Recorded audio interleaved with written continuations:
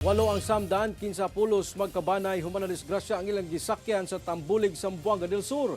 Samtang usa ang patay ug laing 7 ang samdan nga pulos pulis human maaksidente ang gisakyang kotse sa Alabel, Sarangani. Ang detalye sa report ni Efren Mamak.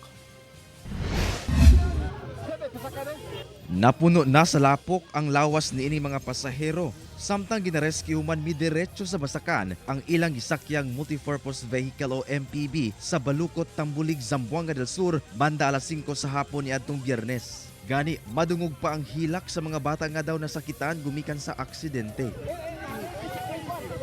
Sumala sa Police Regional Office 9, anaa sa 8 ang sakay sa maong MPV. Lakip na ang 43 anyos nga babaeng driver ug 4 ka menor de edad nga pasahero. Nakaangkon sila og minor injury sa lawas ug gilayong gipatambalan sa ospital. Pabiyahe matud pa sa Ozamis City sa Misamis Occidental ang maong mga biktima nga pulos magkabanay. Apan pag-abot sa lugar, nakatulog kuno ang driver. Based investigation natin, found to Ozamis ang sasakyan nila and then tulog daw po yung driver. Kaya hindi niya napansin or hindi niya na nakontrol yung sasakyan. Bigla na lang silang nahulog dun sa may palayan. Ginakuhaan pa kini og pahayag sa GMA Regional TV1 Mindanao.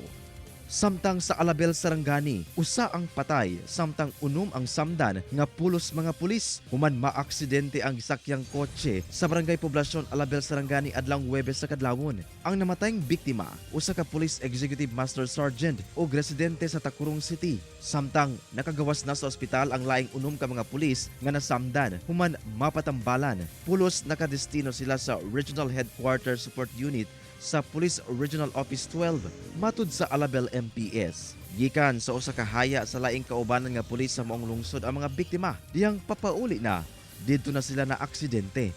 Ginasuta pa kung mechanical error sa sakyanan o human error ang hinungdan sa aksidente. Suddenly, no? Siguro na miscalculate nila tong tulay diha, particularly diha sa atong Maharlika Bridge. Palayo ng among investigation, ang mga found out kung unsa joy hinungdan nga nung nadisgrasya sila. Either human error ba or mechanical error ba sa sakyanan nila.